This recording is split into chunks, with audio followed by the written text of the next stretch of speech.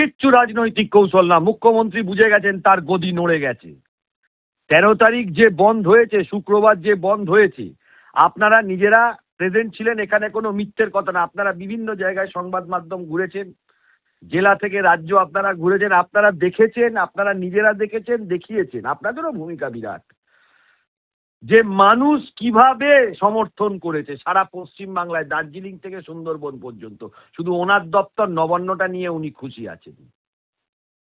তাও কিন্তু নবান্নে কতজন গেছে আর কতজন যায়নি সেই অ্যাটেন্ডেন্স সিটটা কিন্তু তিনি প্রকাশ করেননি। শুধু মুখে বলছেন নবান্নটা খোলা ছিল। আর কোনো পশ্চিম বাংলায় কিছু খোলা ছিল কিনা সেটা মুখ্যমন্ত্রী বলতে পারছেন না। তার মানে মুখ্যমন্ত্রী বুঝেছেন বাঁকুড়া বলুন, পুরুলিয়া বলুন, মেদিনীপুর বলুন, দার্জিলিং বলুন, আলিপুরদুয়ার বলুন, কুচবিহার বলুন, উত্তর দিনাজপুর, দক্ষিণ দিনাজপুর, মালদা, মুর্শিদাবাদ, দক্ষিণ 24 পরগনা, উত্তর 24 পরগনা, হুগলি, হাওড়া, কলকাতায় কি পরিমাণের এফেক্ট হয়েছে এটা মুখ্যমন্ত্রী বুঝেছেন। বুঝেছেন বলে তিনি তার গদিটাকে বাঁচানোর চেষ্টা করছেন। তার গদি বাঁচবে না। কর্মচারীদের যে ইউনিটি সারা পশ্চিম বাংলা, আমি বারবারই একটা জিনিসে বিশ্বাস করি, আইন তো আইনের পথে চলবে, বিচার ব্যবস্থা বিচার ব্যবস্থার পথে চলবে, কিন্তু নিজের অধিকার নিজেকে ছিনিয়ে নিতে হবে। নিজের অধিকার নিজেকে ছিনিয়ে নিতে হবে। নিজের অধিকার নিজেরা যদি ছিনিয়ে না নিতে পারে তাহলে কিছু হবে না। কাউকে কোনো জিনিস পাইয়ে দেওয়া যায় না, সেটাকে ছিনিয়ে, অধিকার ছিনিয়ে নিতে হয়। আর সেই কাজটা আমরা আইনজীবীরা না, সেটা কর্মচারীরা নিজেরা করেছেন। আমরা আইনজীবীরা লড়াই করেছি কোর্টে, অধিকার প্রতিষ্ঠা করেছি আদালতে, কিন্তু কর্মচারীরা তারা নিজেরা লড়াই করেছেন। এবং যিনি মামলা করেছেন তিনিও, যারা মামলা করেননি তারাও রাস্তায় নেমে প্রতিবাদ করে, স্ট্রাইক ডেকে প্রতিটা জিনিস তারা সঠিকভাবে পরিচালনা করেছেন। তাদের নেতৃত্ব যেরকম ভাবে তাদেরকে গাইড করেছেন সেইভাবে করেছেন। এবং এই ইউনিটি বজায় রাখতে হবে। তবে 2019 রোপা আর এই যে এরিয়ার যেটা ডিএ হয়েছে তার ইন্টারেস্ট, এটা নিয়েও লড়াই করতে হবে। তবে এটাও আপনাদেরকে বলে রাখি, এটা মুখ্যমন্ত্রীর ডিক্লারেশন, তাই যতক্ষণ না ফাইন্যান্স ডিপার্টমেন্টের মেমো আসছে ততক্ষণ অবধি আমরা এই বিষয় নিয়ে বিশেষ কিছু আর বলতে পারবো না। ফাইন্যান্স ডিপার্টমেন্টের মেমোটা আসার পরে তারপর আমরা আমাদের সিদ্ধান্ত নেব। বিক্রম দা, আমি একটা কথা আপনার কাছে জানতে চাইবো, সেটা হচ্ছে 2009 সালের রোপা অনুযায়ী বকেয়া দিয়ে দেওয়ার এই যে ঘোষণা, এটা কতটা বাস্তবসম্মত হবে বলে আপনি মনে করছেন? আরে এটা দিতেই হবে সরকারকে, কোনো বাস্তবসম্মত অবাস্তবসম্মত কোনো জায়গা নেই। সুপ্রিম কোর্ট রায় দিয়ে দিয়েছে। সুপ্রিম কোর্ট রায় দিয়ে দিয়েছে। ভারতবর্ষে কি পশ্চিমবাংলাটা কি ভারতবর্ষের বাইরে? না পশ্চিমবাংলার মুখ্যমন্ত্রী সুপ্রিম কোর্টের ওপরে? উনি এটা ভোটের কৌশল সাজাচ্ছেন, এটা হলো বিষয়। কেন সাজাচ্ছেন? কারণ তিনি নিজে বুঝতে পারছেন তার গদি নেই, তার গদি নেই, তিনি গদিতে নেই, এই জন্য তিনি এটা বলছেন। বিক্রম দা, এই যে ভয়ে বলছেন, কারণ নির্বাচন ঘোষণা হয়ে যাবে তার 2 ঘন্টা আগে। আমি আপনাকে বলে দিই, এই যে সুপ্রিম কোর্টের রায় মানার জন্য নির্বাচন ঘোষণা হোক বা না হোক এ বিষয়ে কোনো বিষয় নয়। এটা সুপ্রিম কোর্টের রায়, সে নির্বাচন ঘোষণা হলেও দিতে হবে, নির্বাচন ঘোষণা না হলেও দিতে হবে। কিন্তু মুখ্যমন্ত্রী তো ঘোষণা করতে পারবেন না।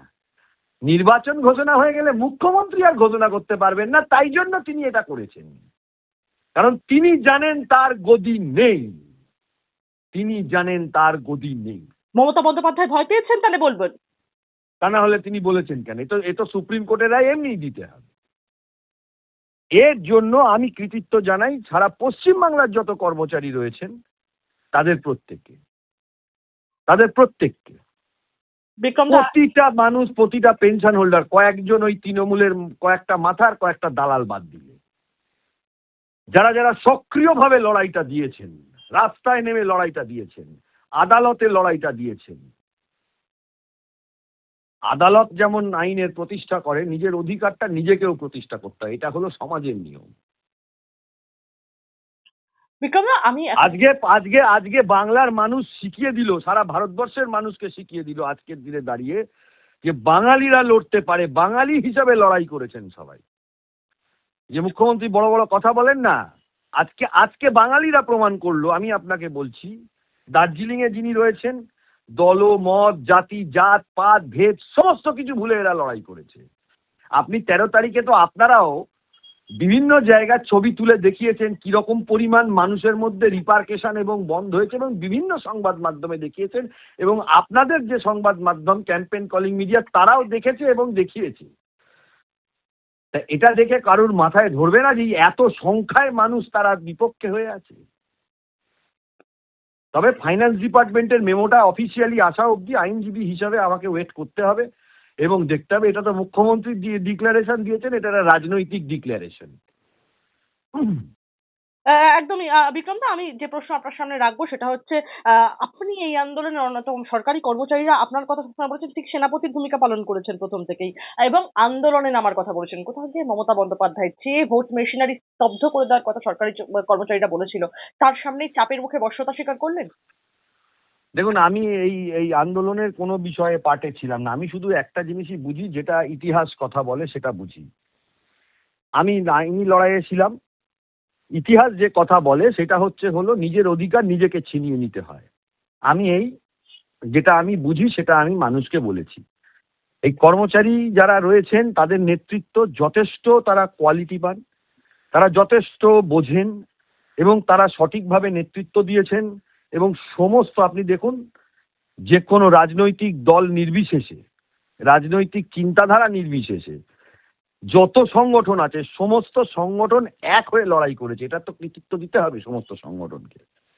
সে আপনি কোঅর্ডিনেশন কমিটি বলুন, সে আপনি কর্মচারী পরিষদ বলুন, সে আপনি এবিটিএ বলুন, এবিপিটিএ বলুন, উসফি বলুন, সব এক জায়গায় নামতে পেরেছে, তবে হয়েছে, না নাহলে হয় না। অধিকার তবেই প্রতিষ্ঠিত হয়। এই এই ঘোষণার ফলে কি সরকারি কর্মচারীদের যে আন্দোলন ছিল তা কি থেমে যাবে বলে আপনি মনে করছেন? এই ইউনিটি তারা যদি বজায় রাখতে পারে, এই এরিয়া ডি এর ওপরে ইন্টারেস্ট আছে এবং 2019-এর রোপা আছে, যেখানে রাজ্য সরকারের পক্ষ থেকে ডিএটাকে হাটিয়ে দেওয়া হচ্ছে, সেই সেই সেই লড়াইও তারা জিতবে। এটা শুধু বকেয়া ডিএ, অনেকে হয়তো ভুল করছেন। বকেয়া ডিএ মানে 2008 থেকে 2019 পর্যন্ত যেটা এরিয়ার, সেইটার ডিএ। মামলাটাও হয়েছিল সেটা নিয়ে।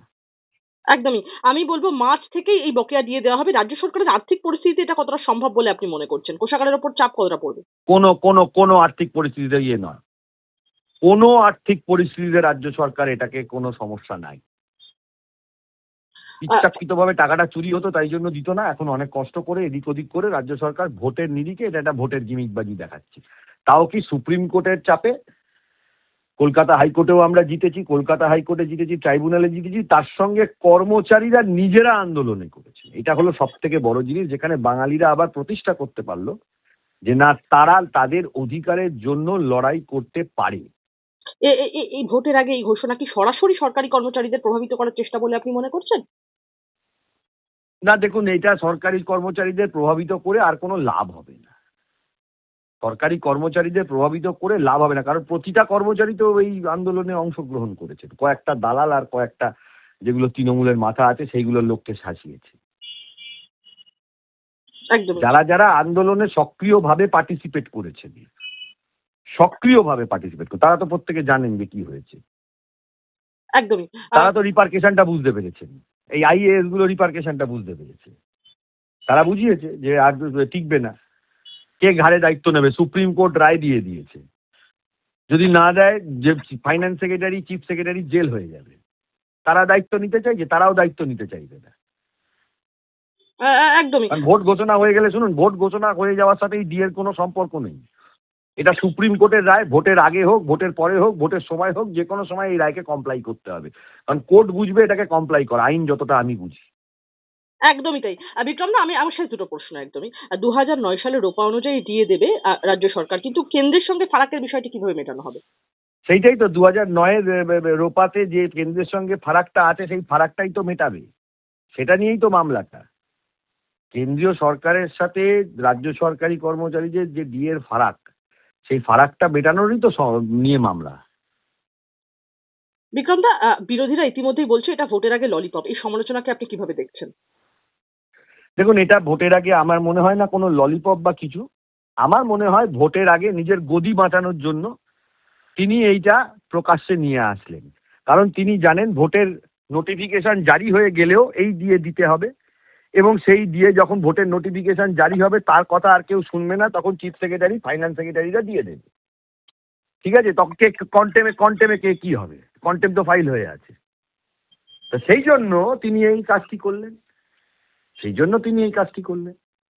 একদমই। এই সিদ্ধান্তের রাজনৈতিক প্রভাব আসন্ন নির্বাচনে কতটা পড়তে পারে বলে মনে করছেন? এই সিদ্ধান্তে রাজনৈতিকভাবে আমার মনে হয় তৃণমূলের অবস্থা খুবই খারাপ। যদি ওনার অবস্থা সঠিক থাকতো তাহলে ইনি এই ঘোষণাটিও করতেন না, যদি ওনার অবস্থা ভালো থাকতো এই ঘোষণাটি করতেন না, তাই জন্য তিনি এই ঘোষণাটি করে দিয়ে গেলেন। আমার শেষ একটাই প্রশ্ন আপনার কাছে, এই ঘোষণার পর সরকারি কর্মীদের মধ্যে বাস্তবে কতটা স্বস্তি ফিরবে বলে আশা রাখছেন? দেখুন, মমতা বন্দ্যোপাধ্যায়ের ঘোষণায় আমি কোনো বিশ্বাসই রাখছি না যতক্ষণ না ফাইন্যান্স ডিপার্টমেন্টের মেমোটা বেরোবে। ফাইন্যান্স ডিপার্টমেন্টের মেমো ভোটের আগে বা ভোটের পরে বা ভোটের সময় এর সাথে কোনো সম্পর্ক নাই।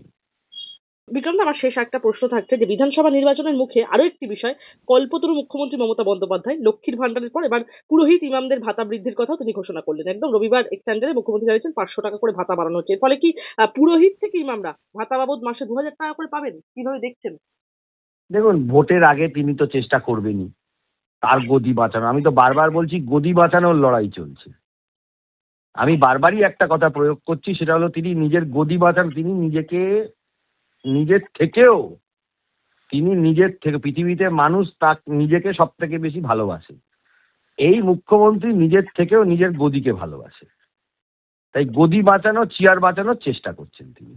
একদমই। বিক্রম দা, অনেক ধন্যবাদ আপনাকে আমাদের সঙ্গে থাকার জন্য। নমস্কার সিদ্ধেশ দা, ক্যাম্পেইন কলিং মিডিয়া আপনাকে স্বাগত। প্রথমেই যে প্রশ্নটা আপনার সামনে করব, যে ভোট ঘোষণার ঠিক 40 মিনিট আগে মুখ্যমন্ত্রীর এই ঘোষণা, এটা কি রাজনৈতিক কৌশল বলে মনে করছেন? দেখুন, সেটা তো একটা দিক আছেই, কিন্তু তার থেকেও বড় কথা সুপ্রিম কোর্টের সামনে প্রসিডিংস রয়েছে। কি প্রসিডিংস? Contempt proceedings. কারণ 7 বার জয়ের পরে কনফেডারেশন অফ স্টেট গভর্নমেন্ট এমপ্লয়িজের পক্ষ থেকে যে মামলা করা, এই প্রসিডিংসটা পেন্ডিং, যে কোনো সময় উঠবে। ফলে সেই অবস্থায় দাঁড়িয়ে এই ডিক্লারেশন বোঝাই যাচ্ছে যে ভোটের আগে যা বিড়ম্বনা বাড়াবেন না বলেই তিনি এই ডিক্লারেশন করেছেন। তার কারণ সুপ্রিম কোর্টের সামনে যেহেতু সুপ্রিম কোর্টের রায় আছে এবং আমরা কন্টেম্প অ্যাপ্লিকেশন করেছি, তাই খুব স্বাভাবিকভাবেই বলা যায় যে ভোটের আগে যে কোনো সময় শুনানি হতে পারে, সেটা অনুধাবন করতে পেরেই তিনি এই ঘোষণা করেছেন। কিন্তু এখনো নোটিফিকেশন আসেনি। তার থেকে বড় কথা, কর্মচারীরা সংঘবদ্ধ ছিলেন এই লড়াইয়ে। কনফেডারেশন অফ স্টেট গভর্নমেন্ট এমপ্লয়িজের পক্ষ থেকে মামলা করা হয়েছিল। মামলাতে পরবর্তীতে সাবসিকুয়েন্টলি অ্যাক্ট হয়েছে কর্মচারী পরিষদ। তারপরে মানে আরো একটা সংগঠন তারা সুপ্রিম কোর্টে যোগ হওয়ার চেষ্টা করেছেন। যাই হোক, সেটা অ্যাপ্লিকেশনটা ডিসপোজ অফ করেছেন।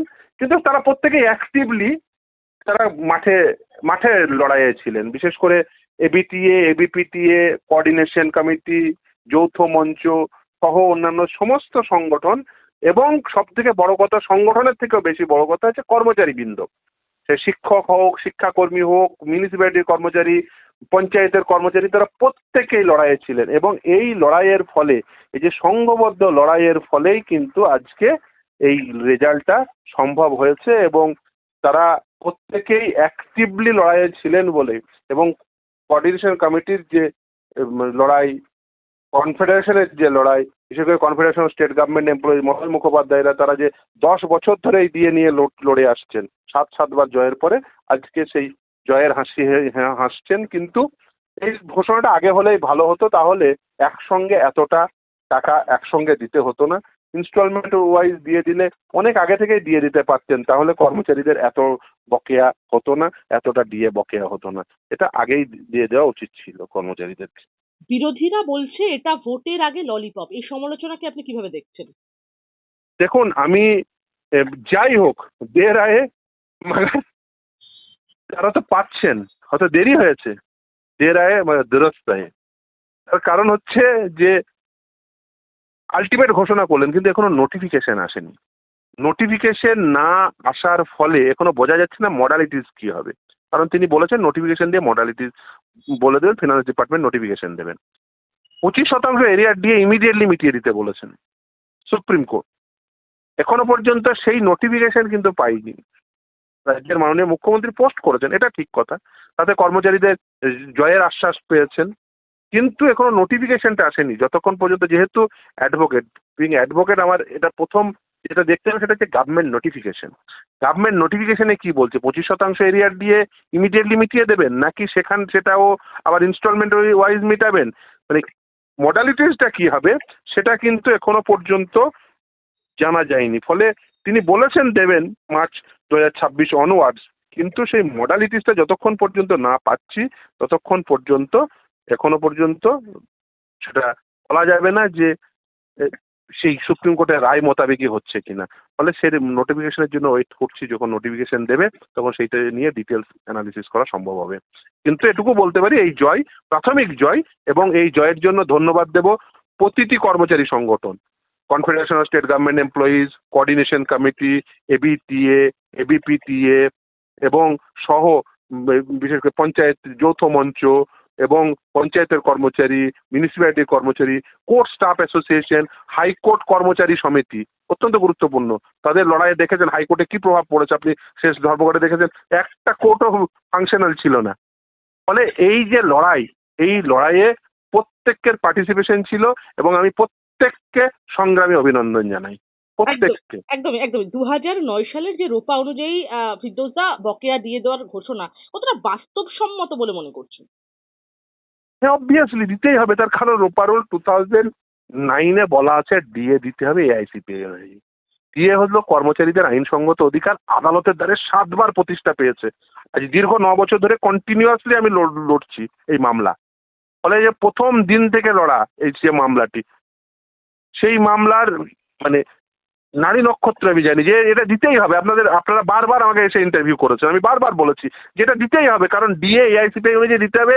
রোপা রুল 2009-এ রুল 3-তে বলা আছে, মুখস্থ আমার চোখের সামনে প্রতি মুহূর্তে ভাসে সেই রুল, এবং সেটা দিতে হবে। আমি মানে অত্যন্ত কনফিডেন্ট ওয়েতে বলেছিলাম, তার কারণ হচ্ছে আমার এই বিশ্বাস ছিল, এই দৃঢ় বিশ্বাস ছিল, আমার আইনগত যেটুকু বোধ আছে সেই বোধ বুদ্ধিতে মনে হয়েছিল যে এটা আদালতে সেই সর্বোচ্চ ন্যায়ালয় পর্যন্ত এটাই প্রতিষ্ঠা পাবে, এবং সেটাই হয়েছে। এবং আলটিমেট যখন আদালতে যখন রায় হয়েছে, সেই রায়কে আপনি কোনোভাবে বাইপাস করতে পারবেন না।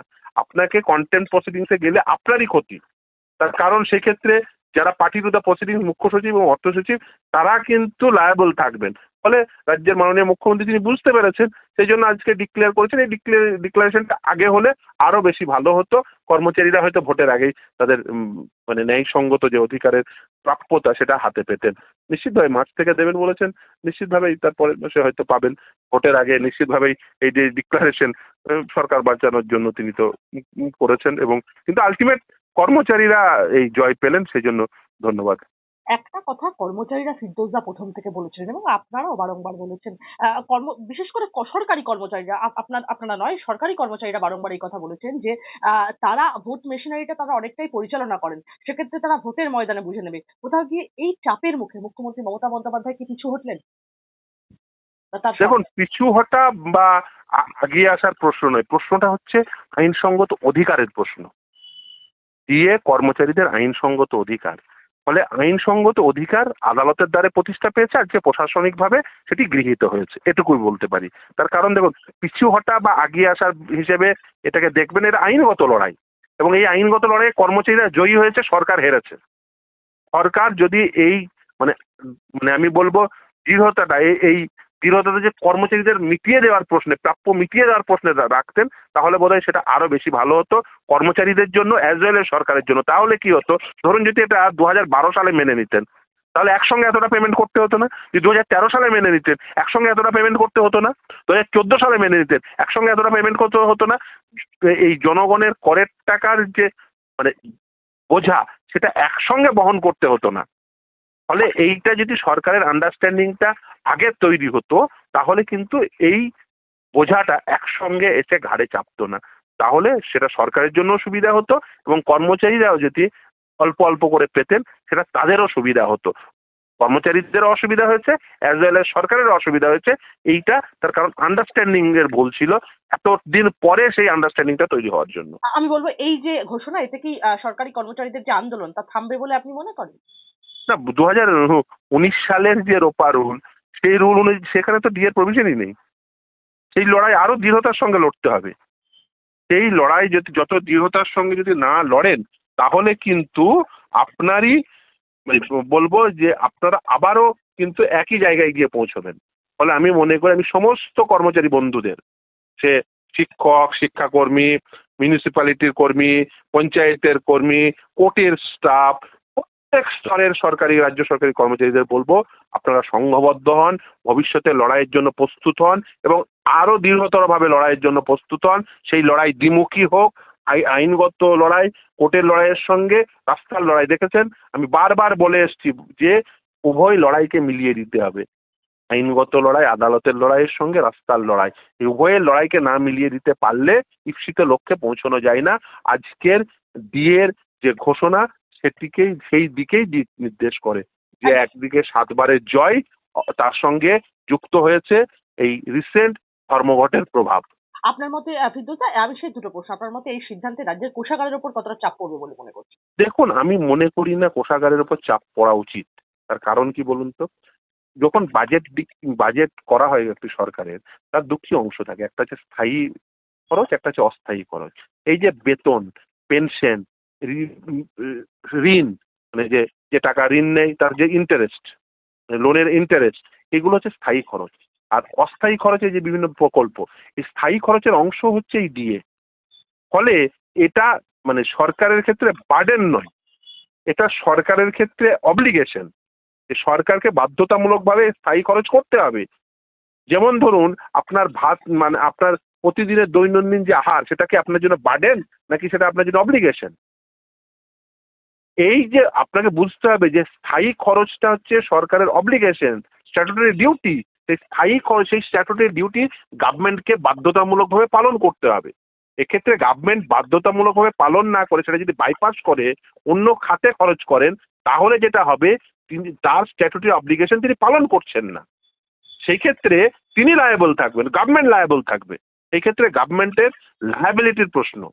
গভর্নমেন্ট যদি সেই লায়াবিলিটি ক্রিয়েট না করতে চান, তাহলে তাকে স্ট্যাটুটরি অব্লিগেশনগুলো পালন করতে হবে।